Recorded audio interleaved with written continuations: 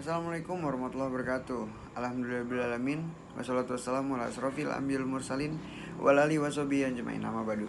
Sebelumnya yang terhormat kepada Ibu Wina, dan terima kasih kepada Ibu Wina yang telah mempercayai kepada kelompok 7, kepada kelompok kami untuk mempresentasikan materi mengenai komunikasi antar budaya di matkul komunikasi antar pribadi. Nah, sebelum itu saya akan membacakan anggota-anggota yang ada di kelompok 7. Yaitu ada yang pertama ada Yusuf Gilbran, Yoga Dharma Pratama, Sultan Arif Fadila, saya sendiri Akbarido dan Idam Ciptaridas.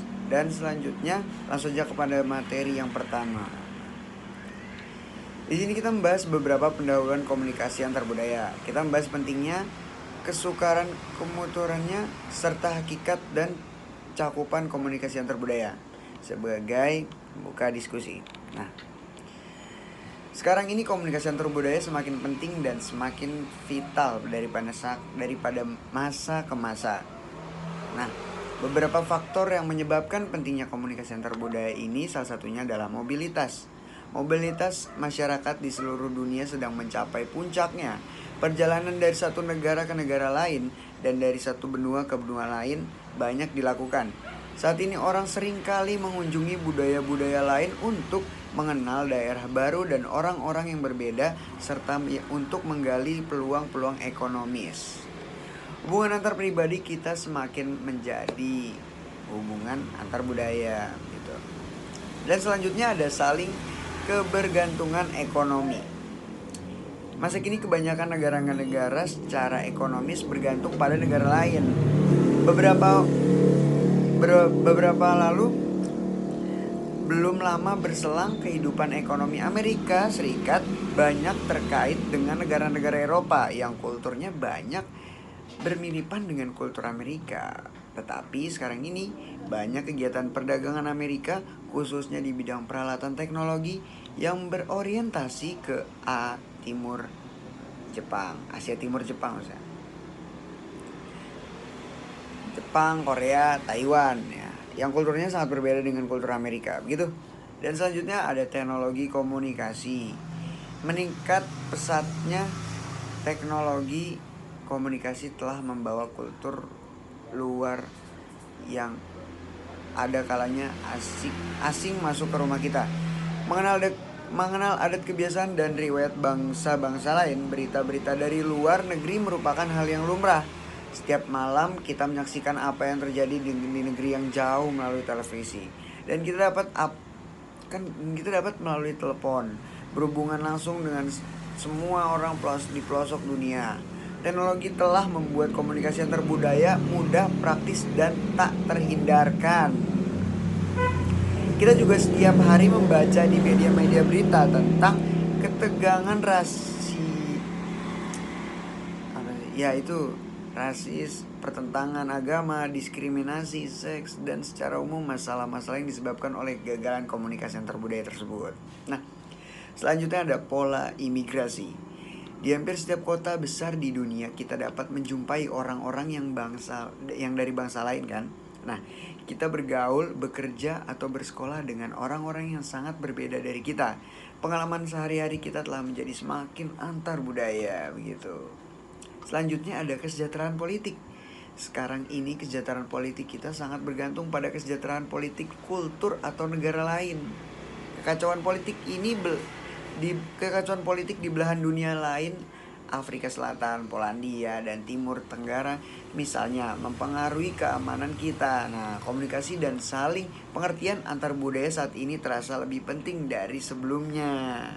Assalamualaikum warahmatullahi wabarakatuh. Saya Yoga Dharma. Saya akan menjelaskan tentang kesukaran memahiri komunikasi antar budaya. Komunikasi antar budaya merupakan bidang yang sulit untuk dipelajari dan diriset serta lebih sukar lagi dimahiri. Kita dapat mengidentifikasi dua kesulitan utama sebagai suatu cara untuk mengilustrasikan lebih jauh kekasan bidang ini. Yang pertama, etnosentris. Suatu kesulitan adalah kecenderungan kita untuk melihat orang lain dan perilaku mereka melalui kacamata kultur kita sendiri. Etnosentrisme adalah menganggap kultur atau budaya kita lebih baik, lebih logis, dan lebih wajar daripada kultur lain. Kita perlu menyadari bahwa kita dan orang lain berbeda tapi setara, tidak ada yang lebih rendah atau lebih tinggi. Sekisme dan heteroseksisme sangat erat kaitannya dengan etnosentris. Pesan-pesan halus yang dikomunikasikan oleh bahasa dan pemikiran kaum geosentris, seksis, dan heosentris serta hambatan yang ditimbulkan terhadap pemahaman budaya sulit diperkirakan. Nah, yang kedua ada kesadaran, ada mindfulness dan ketidaksadaran, mindlessness. Kita dapat melihat kesulitan kedua dengan memperhatikan perbedaan antara penuh kesadaran dan ketidaksadaran yang dikemukakan oleh ahli psikologi Ellen Langer pada tahun 1978 dan 1989. Bila Anda berada dalam keadaan tidak sadar atau mindless, Anda bertindak dengan animasi yang biasanya tidak layak secara intelektual. Sebagai contoh, kita tahu bahwa kanker tidak menular, tetapi kita menghindari persentuhan dengan pasien penderita kanker. Weller, Farina, Dastem, Jones, Farina, Histroff, Marcus, Miller, dan Scott pada tahun 1984 menemukan perilaku tidak terrealisasi yang serupa. Oke, kali ini saya akan meneruskan penjelasan dari Yoga, yaitu saya akan menjelaskan tentang hakikat komunikasi antar budaya. Untuk mendefinisikan hakikat komunikasi antar budaya, kita perlu terlebih dahulu memahami hakikat kultur. Kita dapat mendefinisikan kultur sebagai gaya hidup yang relatif khusus dari suatu kelompok masyarakat yang terdiri atas nilai-nilai, kepercayaan, artefak, cara berperilaku, serta cara berkomunikasi yang ditularkan dari satu generasi ke generasi berikutnya. Termasuk dalam kultur ini adalah segala hal yang dihasilkan dan dikembangkan oleh anggota kelompok, termasuk bahasa, cara berpikir, seni, undang-undang, dan agama mereka. Nah, enkulturasi mengacu pada proses dengan makna kultur ditransmisikan dari generasi ke generasi berikutnya. Kita mempelajari kultur, bukan warisannya. Kultur ditransmisikan melalui proses belajar, bukan proses melalui gen. Orang tua, kelompok teman, sekolah, lembaga keagamaan, dan lembaga pemerintah merupakan guru-guru utama di bidang kultur. Enkulturasi terjadi melalui mereka. Nah, di sini ada subkultur. Kita membahas subkultur kelompok-kelompok lebih kecil yang tinggal dan berinteraksi dengan kultur yang lebih besar atau dominan. Kita juga mengatakan bahwa subkultur ini seringkali mengembangkan sistem komunikasi mereka sendiri untuk meningkatkan efisiensi komunikasi, untuk memungkinkan para anggota saling mengenal satu sama lain. Terus ada untuk menjamin kerahasiaan komunikasi dan untuk menciptakan kesan tertentu. Nah, kita mempelajari subkultur dan subbahasa sebagai cara untuk memahami suatu bahasa yang lainnya atau bahasa yang tertentu. Nah, selanjutnya ada bentuk-bentuk komunikasi antar budaya. Kita menggunakan istilah komunikasi antar budaya secara luas untuk mencakup semua bentuk komunikasi di antara orang-orang yang berasal dari kelompok yang berbeda.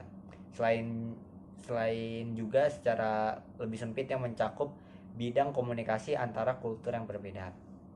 Model komunikasi antar budaya mencakup semua hal. Contohnya, yang pertama, komunikasi antar budaya, misalnya antara orang Cina dan orang Portugis, atau orang Perancis dengan orang Norwegia.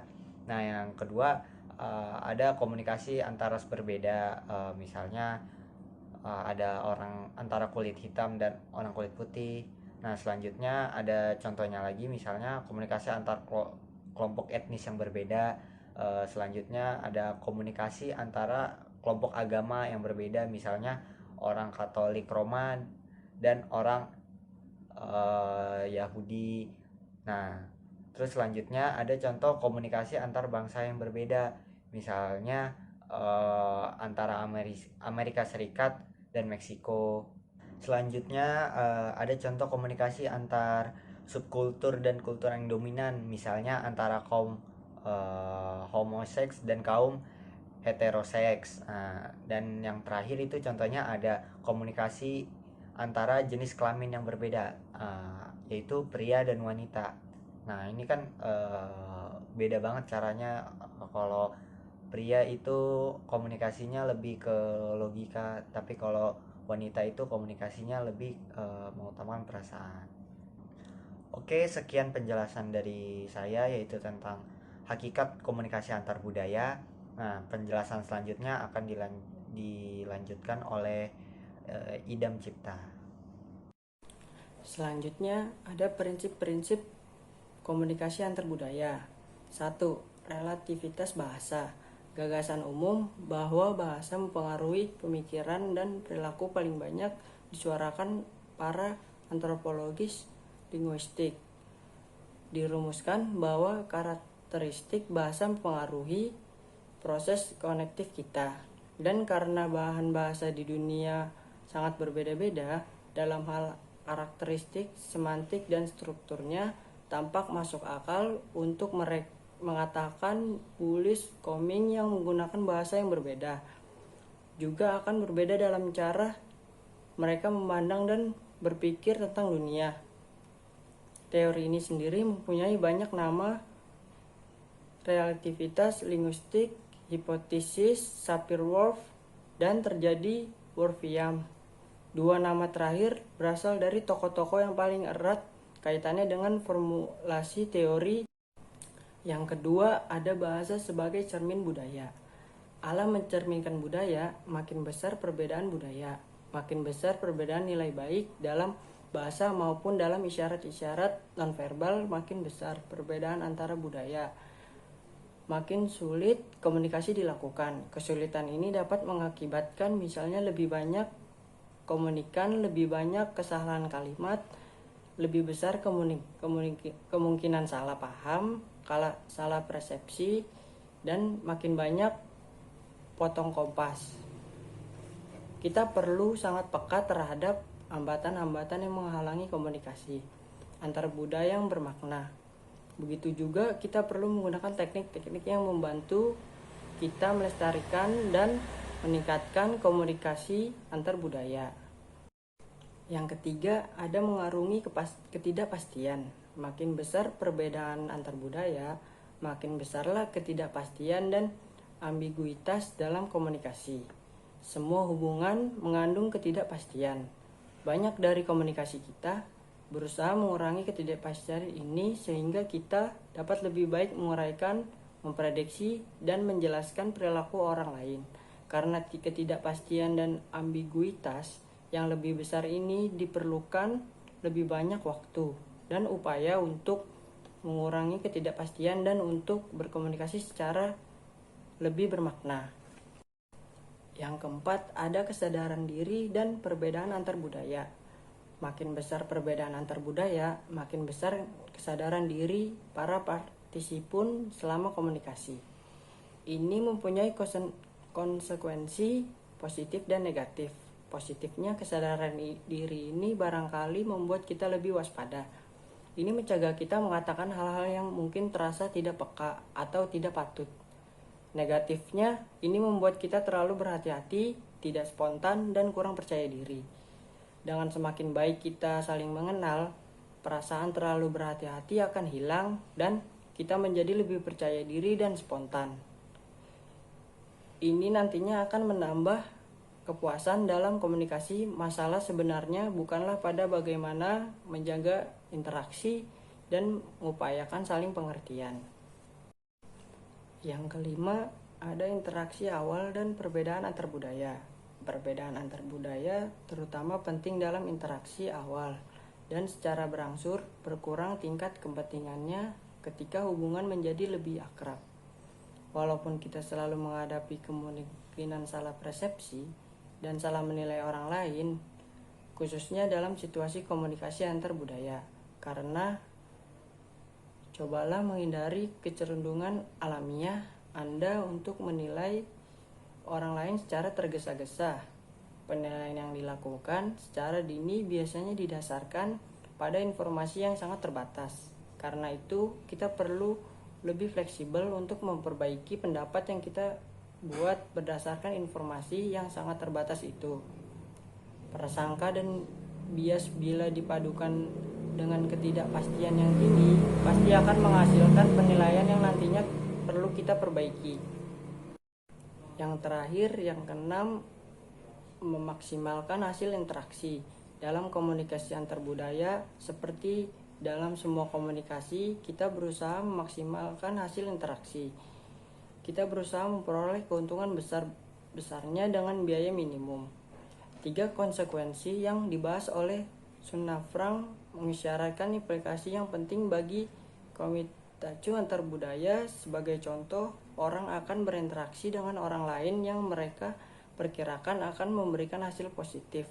Karena komunikasi antar budaya itu sulit, ada kemungkinan menghindarinya dengan demikian. Misalnya, Anda akan memilih berbicara dengan rekan sekelas banyak kemiripannya dengan Anda daripada orang yang sangat berbeda tetapi memperluas pergaulan Anda.